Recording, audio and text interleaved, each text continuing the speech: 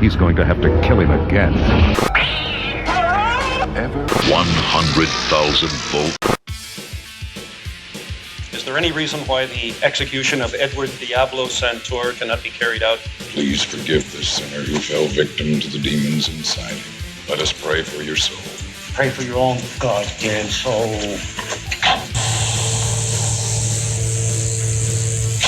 How'd it go?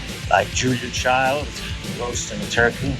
Great you alive. Thought we agreed you'd stay with your Aunt Agnes. Aunt Agnes is a senile old drag. Daddy, I want to have fun. Welcome to spring break. The annual migration of the idiot. 1 week of non-stop partying guaranteed to blow away so many brain cells you won't even remember your name. Hey, Stryker. Maybe he rose up from the dead. So how did he die? He had burns all over his body. So the killer's still out there. I want to check out those bikers first. Either they killed Ronnie or they know who did. I want to go with you. It's too dangerous. I don't care. I owe this to my sister. What? Slut. Just like your sister. You killed her. She was a lustful sinner, like these heathen invaders. This is Kurt Rector from House of Death, and you're listening to The Hysteria Continues. And indeed you are. Welcome back to The Hysteria Continues. This time we're up to episode 226, and we're all headed on a spring break. Yes, we are covering the maybe Umberto Lenzi slasher giallo mashup from 1988, aka Nightmare Beach. We'll be probably talking about the controversy about who directed this hot mess. Why? For love, indeed. But we're also joined again by a very special friend of the show, Johnny Krug. So very happy to have you with us, Johnny. Are you looking forward to going on a spring break? Oh, I am. I am wearing my high-waisted thong and everything. Did you? I mean, I expect for myself and Erik, there weren't. I'm speaking of you, Erik. You can correct me if I'm wrong, but we didn't have anything like a spring break where lots of bubble permed teens get together and wear very little on the beach. Unless that was a thing in Ireland. Was that a thing in Ireland, Erik? I can safely say it probably wasn't a thing in Ireland, no. We have what's called half term, where you just sit on your backside and watch television for the week. Exactly. And I would have been 19 when this movie was made, or around that 18, 19. So I would have been the right age to have been in Palm Beach watching a wet t-shirt competition, but I was hanging around a graveyard instead. Flicking your hair. Flicking my hair. Flipping your hair. Indeed. So what about you, Johnny? Did you, or any of you guys in the States, did you ever go on a spring break? I grew up in Florida, and I was too young for this kind of stuff, but this movie is what my sister did. Like, she's about 5 years older than me. And, her and her friends would always come back talking about wet t-shirt contests and stuff like that. So this is what I imagine when I think of, like, my sister's friends and their spring breaks, which, thank God, the internet wasn't around then. So it's a realistic film, then? I mean, for the most part. I mean, I think some of the no, it's probably pretty realistic. So do people still do it? I think they do, don't they? Or is it just a bit less? One, obviously, because there was controversy, wasn't there, in the kind of COVID times of people doing spring break. I think last summer. Or last spring, I should say. I don't think the people in Florida have heard about COVID yet. Ouch. So, well, good to have you, Johnny. And I'm looking forward to hearing what you think about this marvellous movie. Erik, how are you doing? Oh, I'm doing good. I keep on trying to think of what a spring break would be like in Ireland. Well, spring is not terribly warm in Ireland, usually. So if it was bubble-haired teens going to the beach, they'd be all in like duffel coats and woolly hats. Yes, I mean, my only experience of being in Florida, not during spring break, was when I got carded at that tiki bar by that 80-year-old waitress with giant bosoms, and I was about 40 years old. So that's my only recollection of Florida. But and was she being serious? Yeah, well, she had to she went and put her glasses on. But she must have been about 80. She looked about 80, but she had big boobs. She'd obviously had them done when she in the 60s or something. But Nathan, how about you? Have you been on spring break? I've never really been on a spring break. I mean, aside from sitting on my posterior and watching television. So maybe you're secretly Irish. Yes. Yeah. So I feel like there's a bit of Irish in me. Ooh, I bet you'd like a bit of Irish in you, wouldn't you? Justin! I'm on my way, Nathan. It is so X-rated. How could you be X-rated here? Well, we are talking about Welcome to Spring Break, aren't we? A.k.a. Nightmare Beach. It's not the most G-rated of movies. Oh, I was watching the Jane Campion version of... Sorry, I must have got the wrong movie. Oh, well, maybe. Well, that'd be fun to talk about. So, what about you, Joseph? Were you ever a spring breaker? No. Did you have spring breaks in Tennessee? Where did you go? Where did people go for spring break in Tennessee? No. No. Yeah, because like all the movies it's always people flocking to either California or Florida. So. No. No. Okay. Well, that's the definitive there. But one last question I'm going to ask about spring break is presumably, obviously, with the Mutilator, they were going on a fall break, weren't they? Yeah. So if they go on a spring break, they're walking hand in hand in the sunlight. And I imagine that's a reference I'm not going to get. You just said the Mutilator, Justin. What's the matter with you? Walking hand in hand in the moonlight. Fall break. Oh, of course. God. Do they have fall breaks in Florida as well, or is it just a Massachusetts thing? I mean, I don't. They're not. It's not anything like big. I mean, they have like a week off, but I don't think anybody does anything but meth. Okay, well, fair enough. Right. Well, as you may have guessed, we are talking about Welcome to Spring Break, and we'll be coming on to that a little bit later. But before we do, let's have a little chat about what we've been watching recently. So, as our very special guest, Johnny, is there anything you've been watching you'd like to tell us about? I just caught up on Dairy Girls, which I absolutely loved. I thought that show was hilarious. Have any of you seen that? Oh, yes. No, but I saw the preview and I want to watch it, so... Oh, it's great. I mean, I don't know what I would compare it to. It's a lot like Moon Boy in that it takes place, it takes place mid-90s instead of mid-80s. And it's just like a really cool little time capsule comedy with, I think the girls in it are hilarious. But aside from that, that's pretty much, I rewatched Schitt's Creek again all the way through. Oh my God, I love that show so much. Oh yeah, and it's just as good the second time around. Yeah, Johnny, I watched Dairy Girls as well, which is a comedy set in Northern Ireland. But the character of Claire, who's kind of the short, chubby schoolgirl. Mm-hmm. Do you know what age she is? I think she's 10 years younger than me. I think she's like in her late 20s. Yeah, she turned 34 last week. Oh, wow. Yeah, I know, but she is a very convincing 16-year-old. They all are. Yeah, they're all like really. They're really good at playing those characters. Yeah, but no, it's a fun you're right series. though. Her more so though, because she's I don't know. She's just so I don't like angelic and anxious. She's baby-faced. She's sort of the opposite of the 90210 thing, where it was kind of obvious they were in their 30s. Well, we're just a very brief aside, I'm putting together a clip show of the best of the last 10 years because we're coming up for our 10th anniversary on Hysteria Continues.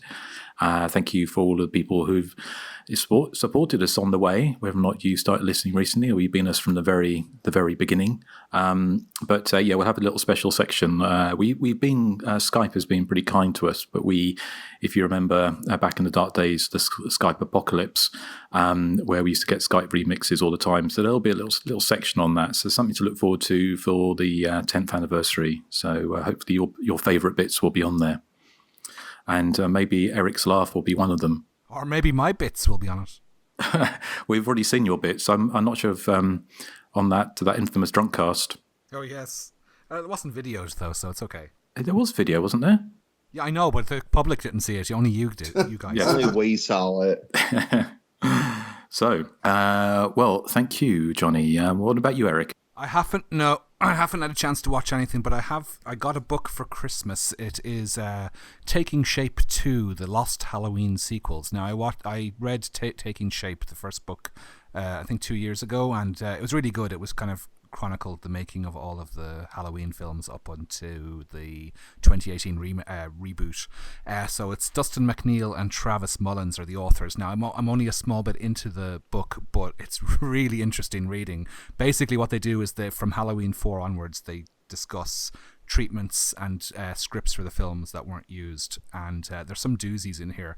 Dennis Etchison, who did the novelizations of Halloween 2 and 3 under the pseudonym of Jack Martin, and he's had his own books out as well, but he was working with John Carpenter on a treatment for Halloween 4, which was going to go down a supernatural route to resurrect Michael Myers. He was basically in a plot device that kind of mirrors Freddy versus Jason. The town were going to try and erase the history of Michael Myers, and so none of the kids realize that he exists. And this kind of suppression of his existence wills him back into existence. And from then on, it sounds like it becomes a standard stalk and slash movie until the very end, when Michael Myers goes to the drive-in and kills everyone in all of their cars. And we're talking like maybe a body count of 60 or 70 people. Then the police arrive and shoot him. And as every bullet makes him grow larger until he's 12 feet tall. Which sounds utterly bizarre, but John Carpenter gave the thumbs up to this script, but Mustafa Akkad said in the end, no, I want something set more in the real world. But that's not even the stupidest idea, because there's an idea for Halloween 5 where Michael Myers is at the bottom of the well, and from the end of part 4, and he gets struck by lightning, and the lightning not only brings him back to life, but makes him good. So that he's not evil anymore, but he has to, and it's supposed to be kind of a Frankenstein parallel, Frankenstein's monster. So he's walking around and people are trying to kill him, but he's trying to go like, no, I'm good now. I've been cleansed. Now that would have been a very bizarre sequel, but it's a really juicy reading. As I said, I'm only, I'd say about 10% into the book, and it's really fascinating stuff. So I highly recommend it. Taking Shape 2, it's called. I could just see Michael Myers driving a bus full of orphans as there's like a SWAT team helicopter above, and he's just trying to get them to the border to save them. That would be brilliant. Wow. You can sort of see him selling lemonade at the side of the road, or helping old ladies across the road, or teenagers with tight tops on. So I know, fascinating. I'd have to get myself a copy of those, because I love all those unproduced sequels. Always good reading. So excellent. Well, thank you, Erik. Joseph, how about you? The only thing I've been able to watch is stuff we're doing for the show, mostly for commentaries. As I guess we already sort of announced this, so why not? We did back-to-back commentaries for Urban Legend and Urban Legend's Final Cut for 88 Films, and that's pretty much all I've been able to watch, because the first Urban Legend film took me 5 days to edit the commentary, so I haven't had any. Why? For 88 Films. And for love. Yes, thank you for your dedication and perseverance into... Well, I will say, I've now seen Urban Legend 15 times too many. But the second one was an easier edit, was it? Yeah, the second one took like a few hours, but the other one took 5 days to edit that thing. Wow. Well, hopefully, yes. 88 Films have announced their follow-up to I Know What You Did Last Summer, and Urban Legend is now up for pre-order on most sites in the UK. So whoever you get your favourite UK Blu-rays from, then get pre-ordering. And what is the release date of the aforementioned box set? I think it's late March. So you might have it in time for spring break. Indeed. Well, there you go. Yeah. So, well, thank you, Joseph. Nathan, how about you? I watched The Forest last night, and oh dear, this is the 1982 movie, not the recent one. Yeah, it's the old one. I feel like we're stuck in 1982 right now. Yes, and the reason why is because it is amazing. It's incredible. I love this movie so much. I really need to pick it for the main show. I just haven't yet, but I will rectify that. It will be rectified. I love the little little period there with the cat in the background. I can't get her to get down. She just wants to lay down on the desk. I love how Nathan's like, yeah, I will be rectified, and then the cat meows. Yes. Well, let's you've brought those down on us before, so we'll see where your next big chopper lands, and hopefully it won't be the forest. Anyway, so is that all you've... what did you want to say anything about the forest? No, we talked about it. And I'd rather save like a lot of in-depth thoughts for the actual show that we do on it. At this point, I don't think we're going to have any in-depth thoughts on anything. I'm woke up with a major hangover this morning. Nathonians. Yes. He's going to be on the Nathonians from here on out.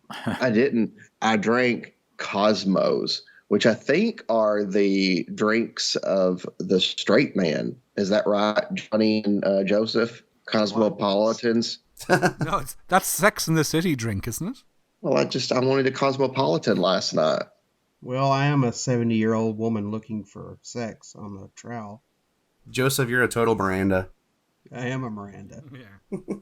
Which one is she? I have no idea. Sure, I'll be her. I don't know who she is, but okay. Miranda is the sarcastic one. Well, that tells me nothing. That tells me nothing. I've never seen Sex in the City. Yeah, I don't know which actress we're talking about here. Oh, I don't remember her name.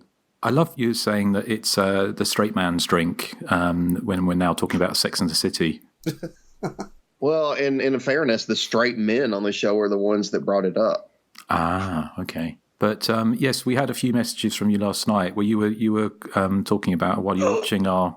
Well, I was going to say you were saying you were drinking Athonian, so you were lying. But you were watching our Patreon pick for this month, which is mine, which is Airport 75, and there was a lot of drinking cocktails on that, wasn't there? Yeah, there was a lot of cocktails in the cockpit.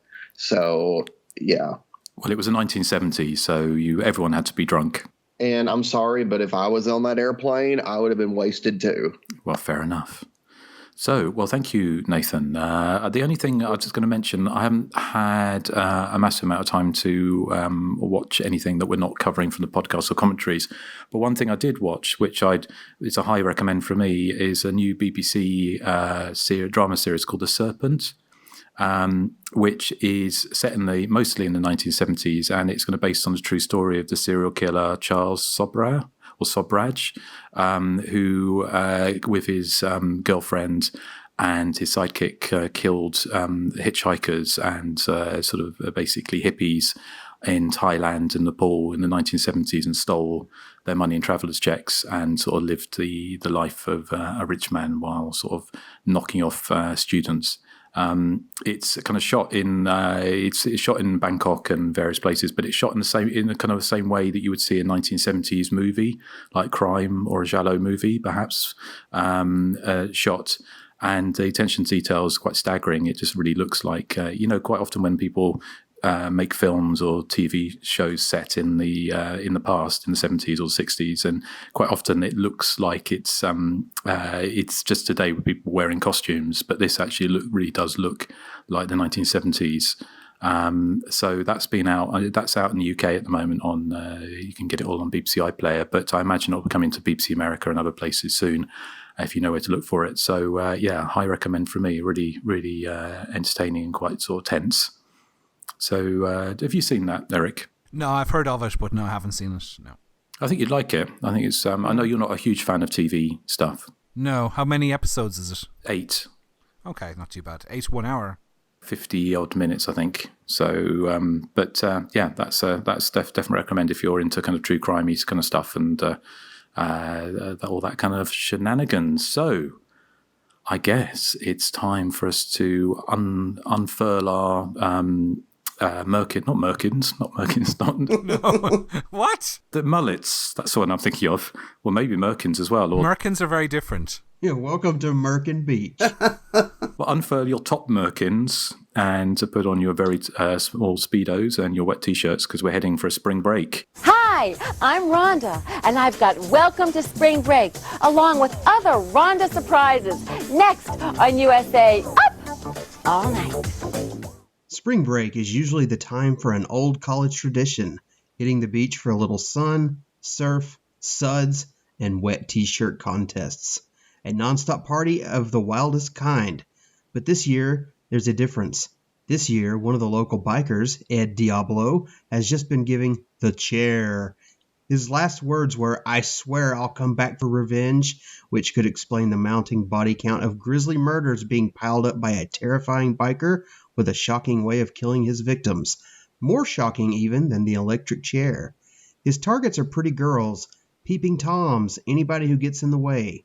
Local authorities, like the sadistic police chief Stryker, played by John Saxon, the town's alcoholic doctor, played by Michael Parks, and a sinister minister, played by Lance Legault, keep the killings under wraps while the rest of the town is removing theirs.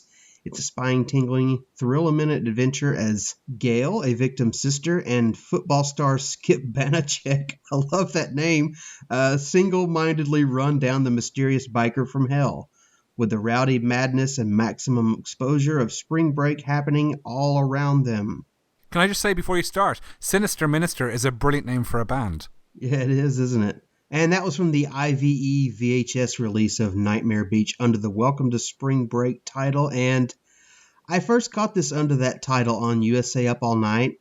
And at the time, I probably didn't think much of the film because watching it on like kind of basic cable, they censor out all the violence and the nudity, especially in the early 90s when I saw this. But watching it again, I was reminded of just how late 80s this was with all the feathered hair, the skimpy bathing suits. And one thing I assume I had blocked out of my mind was something you'd only get in the 80s, and that's,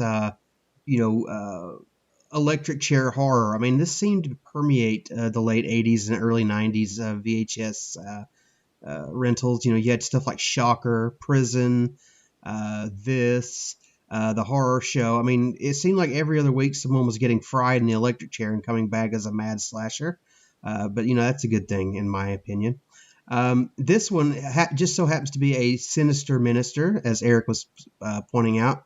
So it's only appropriate, that it turns out to be a minister with all the partying teens and the debauchery going on. This killer, he seems to have graduated from vocational school because he has like excellent skills with electricity. I mean, it's all very silly and just, late 80s Italian heavy metal nonsense. It's like a Judas Priest video with like more perms. I do have more to say about it, but I'm going to turn it over to our guest. Johnny, what are your thoughts? I love this movie. I like this movie a lot because it's a lot of fun, man. And I also caught it on USA Up All Night long ago, probably back in the early 90s. And I remember for the longest time, I didn't know this movie as Nightmare Beach. Everything, even at the video store, it was Welcome to Spring Break. But, eventually I finally realized that the original title was Nightmare Beach. I really dig this movie. One thing that always stood out to me was it's weird because in Argento's Phenomena, you have, every time there's a kill, you have Iron Maiden's Flash of the Blade playing. And Claudio Simonetti did the score for this, but it's weird because like every time the killer shows up in this movie, it's like he's trying to mimic Flash of the Blade by Iron Maiden, which is, I don't know, it's just kind of strange to me that Simonetti's mimicking a song that was in another movie that he did the score to, but it wasn't a song that he did. It sounds like he's doing sort of a Pino Donaggio sort of thing where he just kind of riffs on himself like he did with I know he did that in what was that movie? Nothing Underneath. He copied his own score from Body Double. Sounds like Simonetti's doing the same thing here. And Harry Manfredini does that. Like in House, you can tell it's from the same composer as Friday the 13th. I don't think Harry Manfredini ever wrote another score. Well, he did. Yeah, he just did the one and riffed on it. Yes. Yeah. But no, I really love this movie, and watching it on TV, they cut out all the good stuff, but the Kino Lorber release of this is Blu-ray of this is fantastic. It's just, it looks great. Everything's there. It's cool to see it. I think Welcome to Spring Break, even on VHS back in the day, was cut heavily. So, it's cool to have this, finally restored and stuff. But I have more thoughts on it, but they're mostly just kind of, funny things here and there. Yeah, it seemed to me like the Welcome to Spring Break VHS was pretty much the same cut that you see on USA Up All Night, except it may have had a few more, curse words in it. But Erik, what are your thoughts on Nightmare Beach? Well, I have to say, it's absolutely my favorite hybrid motorcycle / electric chair movie ever made. And that's saying something. Now, had it been made a few years later, I would swear that Baywatch had been an influence on it, because it just feels like, apart from all the killing and stuff and the special effects, it feels like an episode of Baywatch. Just that, I suppose, just the beachy setting and just, cardboard cutout characters running around the beach. I like this kind of merger between this sort of spring break teen frolic movie and the Giallo. I think it works quite well. Not if you're a snooty film critic, I should add, because I'm sure that they probably would not be enamored by this film. But I thought it was one charming and wonderfully silly. I just like the whole idea of this killer going around electrocuting people in various ways. As you said, he must have some sort of higher degree in electronics to be able to, or electrics, to be able to rig up all this stuff.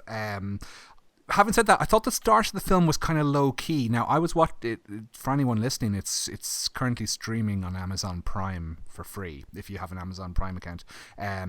So this is where I watched it. Now, the opening scene with the electrocution seemed quite lifeless and didn't really spark, no pun intended. And there was no kind of score on it, and I was wondering if it was just a problem with the print I was watching or not.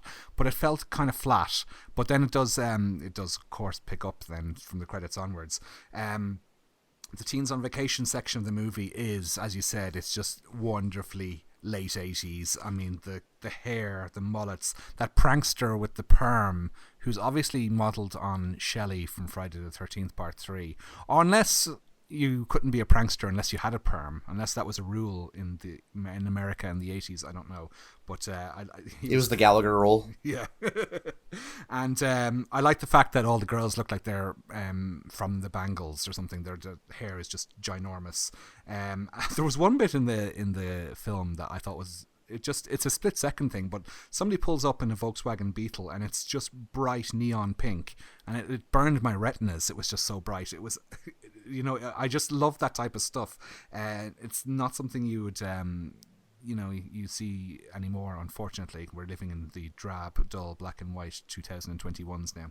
But something else that stood out to me was that the girl who that character, I think she's the one who's more or less a prostitute. She's inviting all the men back to the hotel room, and she's saying things like, "Oh, I need money for college and that type of thing." But there's a point in it where she puts on a t-shirt that's almost identical to the one that the girl wears in Troll 2 when she does the dance. It's a pink and blue t-shirt with Garfield on it, a slightly different design, but I was like, I know that t-shirt from somewhere, and that's from watching Troll 2 one too many times, I think.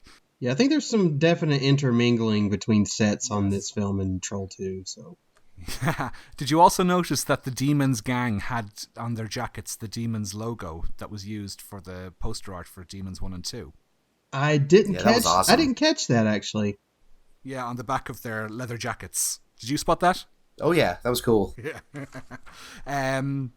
There was a lot of very funny, outdated dialogue too, where the two guys are chatting to Gail, where she's working at the bar, and they say things to her like, "You'd be prettier if you just smiled," which is really something that would get you a slap now. No, it would probably get you a slap in 1989, but it would definitely now. And they also accuse her of being a, quote, lessy when she rebuffs his advances.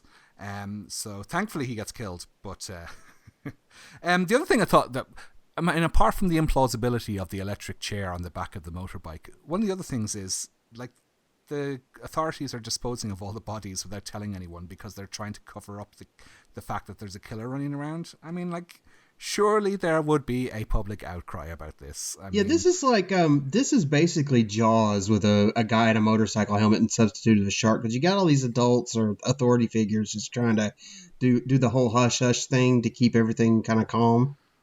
Oh, hush hush! That makes me think of a nice song. Yeah. Yeah, but I mean, imagine like your friend or your loved one, Nathan, was killed, and then you find out that the police had buried the body in a quarry somewhere. As for the killer's reveal, I liked it, but I didn't think it was as... I would love something to be really spectacularly stupid with the killer's reveal at the end, and it doesn't really go that route for me. I would have loved a happy birthday to me type reveal at the end. It would have been the icing on the cake, I think. But as it is, I think it's great. I think I know we question Lindsay's involvement in this film, but for me, it's one of his best of this era, and I like the stuff he did. He did a film the same year called Hitcher in the Dark, which was also set in America with an American cast, but it feels incredibly European, whereas Welcome to Spring Break or Nightmare Beach feels more of like an American production, which I suppose indicates that Lindsay probably had little to do with it. But I think it's a terrific little movie. Great fun. That's my thumbs up from me. Okay, what about you, Nathonian? I also have to give it thumbs up. I think one of the reasons I didn't like it as much when I was young is because the death scenes are basically the same thing. It's all electrocutions. After like the first few, I think as a kid, I got kind of bored of the same deaths. I preferred when my killers added some variety to their methods of killing. But as an adult watching it, I realized that it's very cheesy. It's very fun. I even thought about Erik when I was watching it with all the big hair. I'm like, I bet Erik loves the hairstyles in this movie. I just thought that was a lot of fun. I don't remember if I guessed the killer correctly when I watched it the first time. But honestly, this time around, I had forgotten who the killer was. And when I watched it this time around, I actually felt that I actually got it right. But I don't know. To me, it's one of those things where, and here's a spoiler alert, everybody. If there is a priest anywhere in your movie and it's a whodunit, I'm suspicious of him. Yeah, this is it. I mean, it's like I said, the late 80s, you had the electric chair killers coming back, or you had sinister ministers. There's that name again, Erik.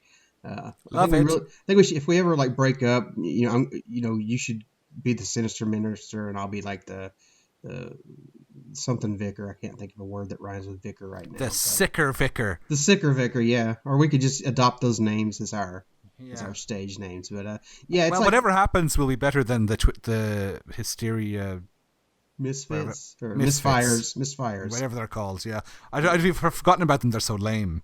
Yeah. But like I was saying, you either had like someone coming back from the electric chair, or you had a sinister priest, and that was like the kind of the golden rule of the late 80s. No? Yes. Okay. Anyway. Well, priestly men of the cloth turning into killers was quite a common thing in 70s Giallo. Well, common-ish. That's true. There's been a lot of killer priests in the Giallo. Oh my God. That reminds me, sorry, just as an aside, another treatment for Halloween 4 had Michael Myers killing a priest on his way back to Haddonfield and taking his clothes. So he basically had the shape mask and a priest's outfit. That would have been kind of funny, actually. Yep. Can you imagine Michael Myers riding around in a priest's outfit on a motorbike? That'd be kind of cool, actually. Electrocuting people with big hair. Yeah. That would be great. I'd love that. But I mean, that's really my thoughts. I think that it's a very fun film. It's not like I would say a top tier slasher, but I mean it's a good one. So it's definitely worth checking out. Okay, our sinister minister, like no other. Even that didn't rhyme. Sorry, Justin, your thoughts? Yeah, I really enjoyed it this time. I reviewed it for Hysteria Lives maybe last year, and I used to have the Welcome to Spring Break VHS, the old US tape that I must have got on one of my trips to the United States. So I don't know whether or not I was just thinking why I enjoyed it so much, and I think possibly it was also because we've gone through a year of lockdowns and various things like that. Actually, to see that kind of bridled kind of sunshine and beach and all that kind of thing just seemed quite uplifting in a kind of very 80s kind of way. I mean, it's so over the top and ridiculous that it kind of has that perfect marriage between the more ridiculous elements of the giallo, where things are really silly but played relatively straight, whereas quite often the American slasher movie didn't tend, apart from our favourites like Happy Birthday to Me and maybe The Initiation and films like that, they tend to play it a little bit straighter without those kind of over-the-top twists. So but some of the things I take away from this that I kind of made me chuckle. I mean, I love that line from I think it's Michael Parks, as Doc Willett says, the annual migration of the idiot, when he's talking about Spring Breakers, which I kind of guess kind of hinted at what the writers probably thought of the Spring Breakers in the first place. I love although the practical jokers all the way through, and I think seeing it, because 88 Films put out on Blu-ray in the United Kingdom, which is a fantastic release as well. So I watched that Blu-ray this morning. and it made the fake prosthetic of the Joker in the pool, who's kind of who just his face lying face down in the pool with this very, very fake looking prosthetic on his shoulder. And the girl screams, and it just looks like he's stuck a pizza on his shoulder. So it looks even more unrealistic in the high definition, which is fantastic. I also love how John Saxon as Stryker seems to teleport into scenes. So when the hero Skip and his friend are having a kind of sort of bumping chests with the biker gang, John Saxon's character just suddenly appears. Is as if he's teleported in with his the police car, and also I love the scene. It's one of those the great kind of tropes, or that's not possibly not the right word, but where the killer just happens to be hiding in exactly the right place to catch somebody. And obviously I've seen that in films like, of course, the killer hiding the snowman at the end of Iced, which was probably the best example of this. But when when the woman who's working as a hooker in the hotel, when she finds the creepy peeping Tom dead, and the killer's just managed to balance him with his eyes open looking through the peephole, although she's never seen that peephole before, even though she's been inside that apartment for a long time. And she goes running and gets in the lift, and the killer is hiding in the space above the lift and electrocutes her. So it just all sorts of ridiculousness, because she could have just gone running down the stairs, which would have been would have made more sense. Apart from not only she's found a dead body, but she's too lazy to take the stairs, and the killer is up there with this. Somehow he's smuggled in this thing that he can electrocute someone from the top of a lift. So it's all those kind of things. It's just so ridiculous and so over the top. And also I love the preternaturally wooden performance of Sarah Buxton as Gail Jackson. She is so, I don't think I've ever seen an actress so wooden in a movie. And there's that great scene at the end where she, I think she kind of discovers a murder, or she just kind of looks like someone's told her that her pizza's going to take another 5 minutes to be delivered. She's just got no emotional range whatsoever, and it's just hilarious to watch. I think Nicholas Latoff as Skip is really, he kind of carries the movie. He's kind of really likable presence, and I think he kind of anchors it. But yeah, overall, I think it's a really fun movie, and it's just so over the top silly. This idea that you've got this killer priest driving around on a customized motorbike, like with an electric chair on the back of it, just because his daughter's a trollop. Yeah, it's a bit, it's a bit extreme reaction to your daughter's trollopness. Yeah. Well, I do think, I like you, Eric. It would have been nice if the daughter had turned up at the end, and then sort of like while her father was kind of being electrocuted in that freak accident of flying off his motorcycle into those randomly placed electric wires. So she suddenly turned up and then poured a jug of beer over her breasts and started dancing around like Lulu Fishpaw. But overall, yeah, it's a fun time. It's the kind of film that I probably wouldn't show anyone else if I had friends round, because it's not the kind of film that it's probably a bit of a guilty pleasure, perhaps. But yeah, a lot of fun. I mean, it reminds me of watching videos back in the 80s and all of those kind of teen, the terrible kind of straight to video kind of teen sort of romps that kind of came off the back of Animal House and Porky's. And I think someone already mentioned it's kind of like that kind of marriage between those kind of teen beach movies, which can obviously an update of the whole Frankie Avalon and the Beach Party Bingo, whatever it was called, Beach Blanket Bingo, all those beach party movies of the 60s. So this is very much kind of the 80s version, but with more wet t-shirt competitions and very un-PC language. One thing that did jump out at me, though, and I thought, obviously, you have to take a bit with a pinch of salt some of the kind of casual, we're not slash movie fans because we're incredibly PC, because you can't really be when watching this. Although Stuart listens to this podcast at the moment where they dissect an episode of Friends, the TV show, every time, and they're kind of young in their early 20s, and they're all completely shocked by how un-PC Friends is. And I keep on thinking, God, can you imagine if they watched something like Welcome to Spring Break? A strip nude for your killer. Strip nude for your Chandler. But I know. But Skip, who was his friend? The one that was I can't remember his name now. His friend he turns up on spring break with. He's the one who gets electrocuted. But anyway, his friend, and he throws loads of condoms at him and says, "I want all these used by Easter. Otherwise, you're a bender." And was bender used as a homophobic slur in the United States? I never heard that. Neither have I. It is over here. Yeah. Well, it is over here. That's why I thought it was odd that they used the term bender as a homophobic slur in this. And it's a kind of a UK homophobic slur. And I just thought it was strange that it was used in a film that was made in Florida in 1988. So, but anyway, overall... Wait a minute. You found a film that was obviously helmed by a bunch of Europeans and used European slang. You found that odd? Well, yeah, because Italians wouldn't have used that word.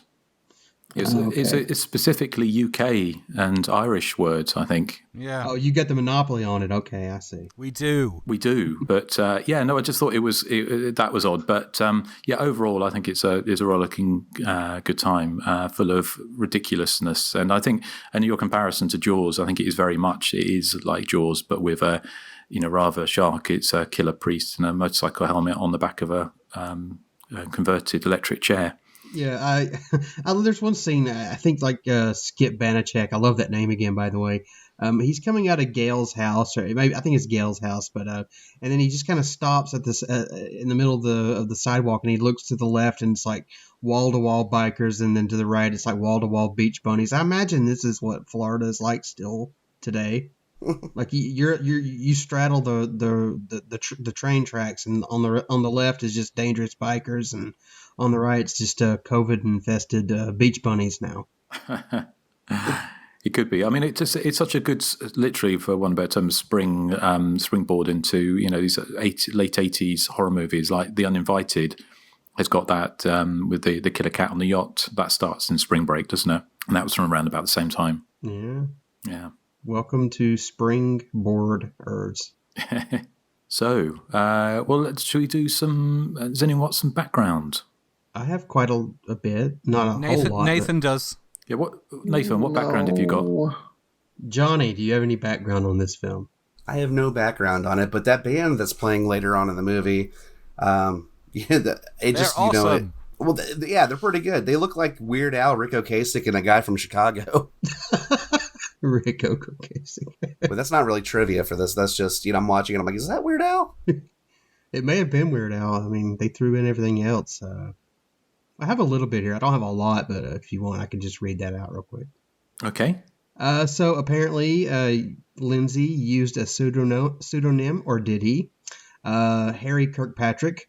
Apparently, Lindsay originally hired to direct the film, but he had a falling out with the producer just as production started, and he wanted to be taken off the film. He stated in a 1996 interview that he found the story, quote-unquote, too similar to his earlier film, Seven Bloodstained Orchids, and he decided before shooting began that his name would not appear on the film.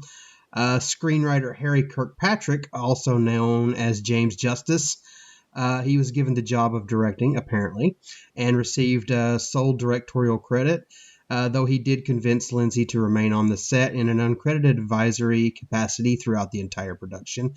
But for years, a lot of horror film fans thought Harry Kirkpatrick was an alias for Lindsay, and it may very well be. I mean, who knows who's telling the truth here, but apparently Lindsay had stated in interviews that there really was a Harry Kirkpatrick who wrote and co-directed the film.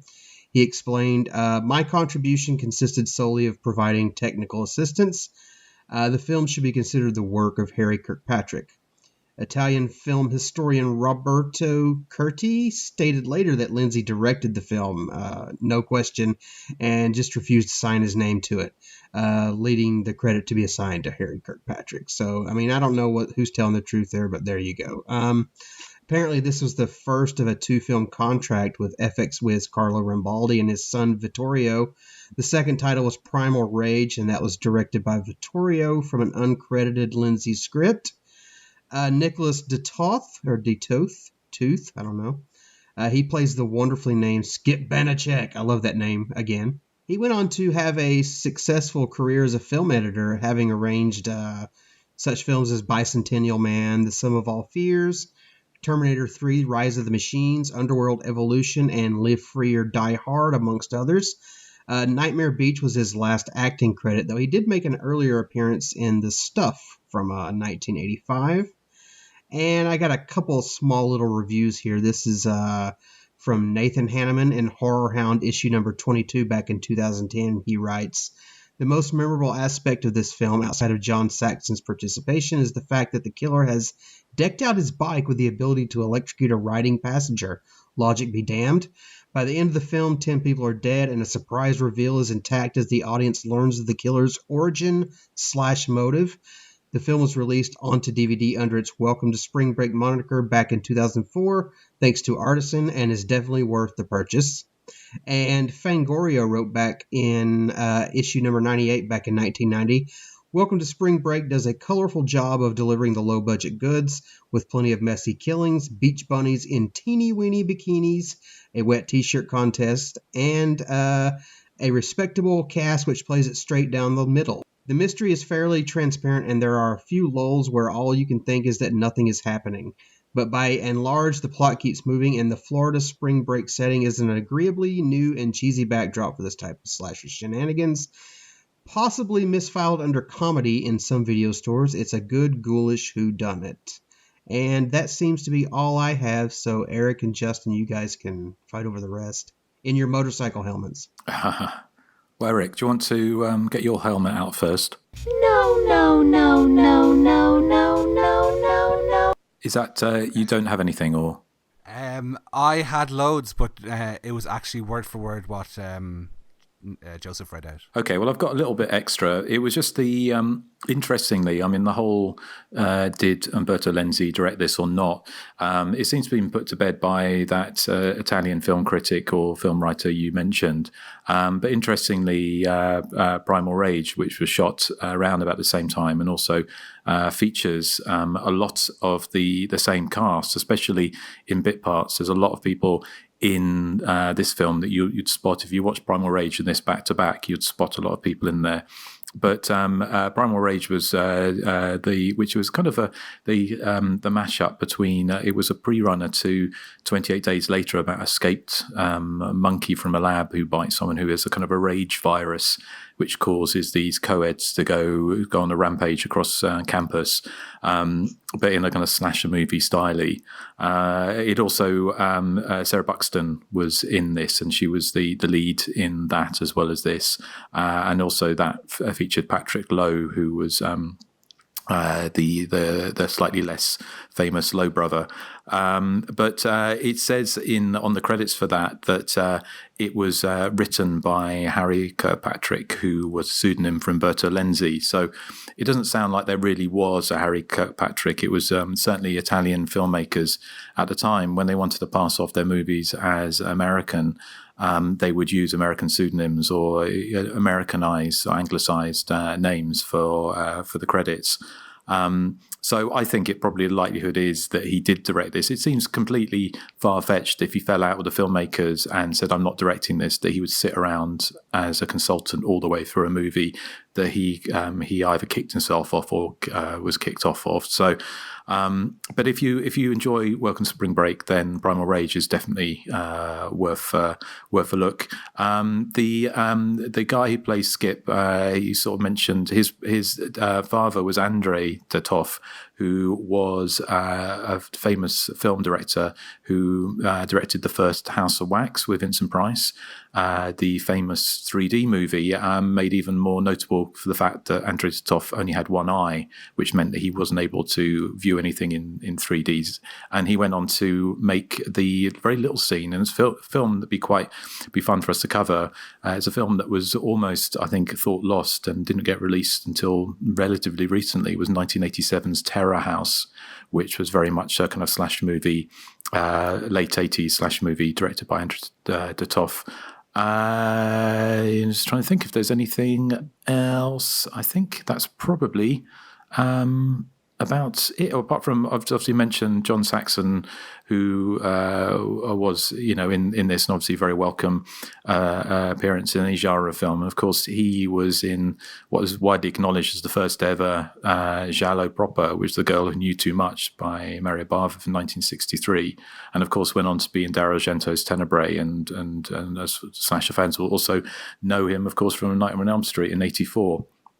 So it's got some great character actors. Michael Parks is kind of great in this as this repressed gay doctor, drunk doctor, which has, and he was, of course, you would probably recognize him from the Kill Bill movies as well as many other credits. He didn't really remind me of a doctor in this film. He reminded me of someone who's like goes door to door selling Apple IIe's or something, or Kirby vacuums. Yeah. But the last thing I was going to mention was just obviously there was that with the motorcycle helmet had been used in a number of films before this. I mean, most notably, obviously, Strip Nude for Your Killer had a motorcycle helmeted killer, as did What Have They Done to Your Daughters, which was the Night School. And Night School. Yeah. And of course, Nail Gun Massacre as well from '85. Oh yeah, classic. Can't forget that one. Yeah, so we also saw a helmet in The Burning on the raft scene. Did we? That is true. Yeah, Fisher Stevens' helmet.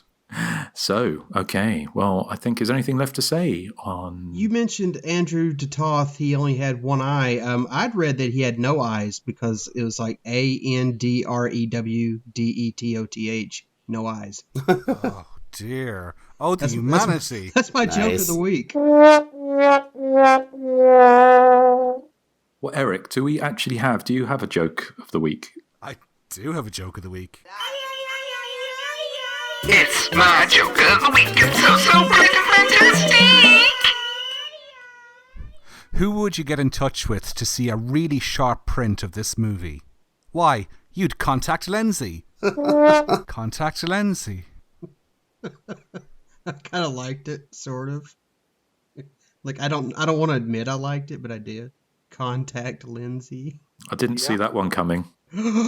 Ooh, clever addition to the joke, Justin. I need to get like an applause thing on here. I haven't had one yet because I haven't needed it. You're a cheap whore. Because you haven't needed it. So, okay. Right, well, thank you, Eric. So what was the consensus about this movie on the forums? Out of 81 votes total, 83% of those listeners enjoyed Nightmare Beach, 16% were neutral, and 1% did not enjoy the film. And our listener of the week is Casey Anderson, and he writes, I met John Saxon at a convention and had him sign some Nightmare Beach swag I had purchased from eBay. He smiled, but I got the feeling he was a little embarrassed by the whole affair. He shouldn't have been. Damn 2020 for taking him from us. I would agree with that. You can find us on Facebook, Instagram, Twitter, YouTube, and Patreon, and our email address is thehysteriacontinues@gmail.com. Excellent. Thank you for everyone who voted on that. And we'll tell you what I think for coming up at the end of the show, we'll tell you what our big 10th anniversary movie is going to be. So stick around for that. Eric, do you have one, do you? Yes. This is from Scott Pliskin. He says, hey guys, I finished listening to the Silent Night, Deadly Night 2 episode. To add to your background, Erik Freeman, who of course is the lead in that movie, he resurfaced in 2013 because of a Facebook group called Finding Freeman, which was started by diehard fans that wanted to meet him after witnessing his legendary performance in Part 2. In December 2013, the director of Part 2 found out about the group, contacted Erik and said, there's people looking for you. He convinced Erik to attend a Silent Night, Deadly Night 2 screening at the New Beverly in Hollywood.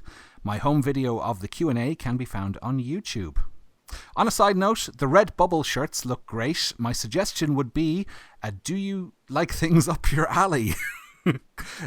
Text with a photo of Dana Kimmel from Friday the 13th Part 3 for obvious reasons. I'm not sure what those obvious reasons are. Goodbye, good people. Scott Pliskin. So this is, on Redbubble we have a range of mugs, t-shirts. What else is there? Joseph, is there fridge magnets? Or... Yeah, magnets, stickers, art prints, t-shirts, hoodies, all that kind of good stuff. So Joseph's been designing some layouts there, and the suggestion here from Scott is, do you like things up your alley with a photo of Dana Kimmel? I'm trying to work out what that would be. I know. Yes. I don't quite get the connection there, but okay. It should be just a picture of Nathan. Yeah. Why a picture of me? Because you're the one who said that. You're the one who said the immortal line, "I like things up my alley." Well, yeah, okay. You can't argue with that kind of logic, Nathan. No, I don't have a defense. No. So, okay, well, thank you. Nathan, do you have anything for us? Feedback? I don't. You don't? Okay. No feedback. Joseph, do you have anything? No, but I did send one to Nathan. Oh, Nathan. He does have feedback. Oh, Nathan. Well, while you're finding yours, Nathan, I'll read mine. It says, "Greeting, gents, long-time listener, occasional social media commenter, first-time email writer. This may be long, so sorry in advance. I wanted to hop in your DMs to take a moment to sing your proverbial praises. As a long-time listener, I've been a huge supporter of the podcast since I stumbled upon it so many years ago. You four are my weekly constant in my life, and sincerely make my work weeks much more bearable. Since listening to the podcast, I've been introduced to many films that have slipped under my radar, or that I've passed over for fear of death by low-budget steamers. And for many of them, I've already enjoyed the ride, except Axum. I would have wanted a member. Would have wanted to quit the show too if I were a member." Justin said I would have wanted a member. You are a member, Justin. That was funnier than Eric's joke of the week. It was. Well, it's not difficult. Go fuck yourself! Yes, and if you want to hear more of that shtick, patrons, supporters will get to hear the 10th anniversary best of a little bit earlier. So yeah, there's going to be a lot of that on there. So anyway, to continue, Justin, I always enjoy your deep dives in background for each film. Your research usually sheds interesting light on the films that sometimes explain some of the what the fuck moments. Also, I have a copy of your book on the way as I type this. I can't wait to dig into it when it arrives. Joseph, your refreshingly blunt opinions of the films are a blessing. It's nice to hear your diatribes on the films, good or bad, and honest options that usually land home for me. While I don't always agree with the takes, I still appreciate them greatly. Erik, don't let these fools lie to you. Your joke of the week are often very funny. Yay! Just think of it like a so bad it's good type of film. So you do like this writer in, Erik? Yes, I think I do. He's like giving with one hand and taking away with another, but still. I don't like this because he's like, Justin, I love your book. Erik, you're so funny. Joseph, I don't agree with you, but keep it up. It's like, okay, thanks a lot. Well, it could be worse. Well, let's press on. And lastly, Nathan, thank you for picking the films that most people wouldn't pick with a 10-foot pole. These films are all over the place in quality, but each have their individual charms. Please keep bringing the cheese. And to finish up, it says, to all of you, thank you for keeping up the podcast for all these years. They're always a treat and have made 2020 and years prior much more fun. After listening to all these episodes, I feel like a part of the group in a way.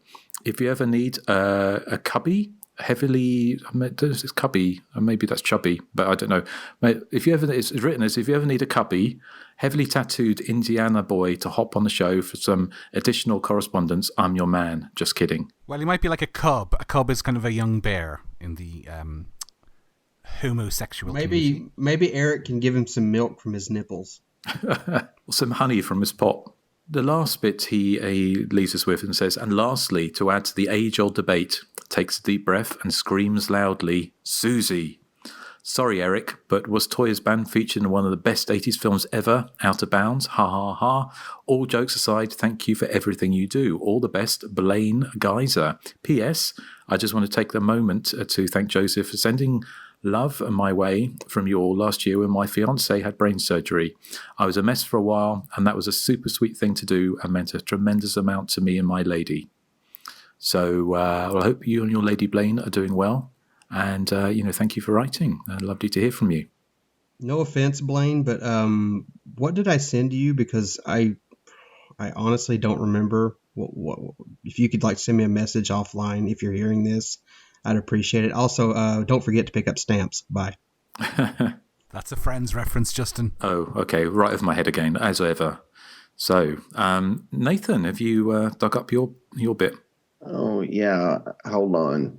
But Joe sent me feedback when I was wasted, so I don't think that I should be held responsible for this. I I really enjoyed your Too Scared to Scream episode. It was a first-time watch for me, and I love the film. It definitely also reminded me of Night School in many ways, police procedural, veteran actors, and a more polished look. Also really enjoyed your Serial Mom episode, as John Waters is like a god to me. Looking forward to Silent Night, Deadly Night 2, even though I think that film, if you can call it that, sucks ass. I am slowly making progress on listening to your back catalog. I just finished your Dress to Kill episode and now watching Bloody Homecoming to prepare for said episode. I also skipped around and listened to the Silent Madness and Don't Panic episodes, as I just watched the brand new Vinegar Syndrome releases. 2 more first-time watches for me, and I enjoyed both of them very much. Lastly, I had an idea for top 3 for your Patreon. Not sure if you've already done this, but I would love to hear your top 3 non-horror films. We've done it. Okay. I know Erik has alluded to some, Xanadu, Dirty Dancing, but would be curious to see what films would make your list. Thanks again for reading my emails on the show, and keep up the good work. Rob Balducci. Balducci.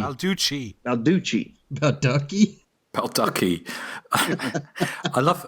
Quack, well, quack. Yes, thank you, Rob. Lovely to hear from you. But I like the way that Nathan is such a classy lady that he won't say the word ass. Well, I mean, I'll say it, but I just feel that if I cuss, it needs to be for a good reason. To answer your question, Rob, it's episode 43, Cutting Class. We do discuss our top 3 non-horror films, although that's been like 7 or 8 years ago, so I'm sure they've changed. Yeah, but do you know something weird? I said ASS because I wasn't going to say the word, but I would say class, and it's in the word class. Holy crap, that's the weirdest thing I've ever heard. They have worked cuss words into everyday language, so we don't realize it. Because think about other words like class, glass. So, Nathan, I think it's one for, if Netflix are listening, one for Unexplained Mysteries, isn't it? Them inserting these rude words into everyday words. Yeah, and I'm trying to think of more examples. If you listeners have more examples of cuss words worked into everyday language, please let me know. Well, did you know the Swedish for tofu is tofuck? That's like Quentin Tarantino's Google search history right there. No, I just made that up. But anyway, so I just libeled Quentin Tarantino for nothing, Justin. But if you have listened to Nathan on the most recent Drunkcast for Halloween 2, he is a very classy. He likes to keep things classy, and we need a bit of class on Hysteria Continues. I feel like you've re-listened to that recently when you were putting together this top 10 or top moments. Justin. I haven't yet, but I have been going back. I went back through a couple of Drunkcasts, and but I found some very interesting things throughout the years. So, but you said that you did think I was classy, though, right? Well, yes, because I'm still waiting for the response from Liz about your knighthood. I want to be a knight. Hey, if I get knighted, can I be like a knight, like wear the armor and stuff and joust? Is jousting big in your area, Justin? Well, I think that's a different kind of knight. Yeah, is there big swords in your area? I'm starting to think Nathan might be a little Nathonian right now. So anyway, we probably wise to wrap up. So Johnny, it's probably been a slightly hallucinatory experience for you. But I hope you've enjoyed your time back on the Hysteria Continues. As ever, we've enjoyed having you on the show. Oh, yeah. Thanks for having me on. I love coming on the show. I love being on the show.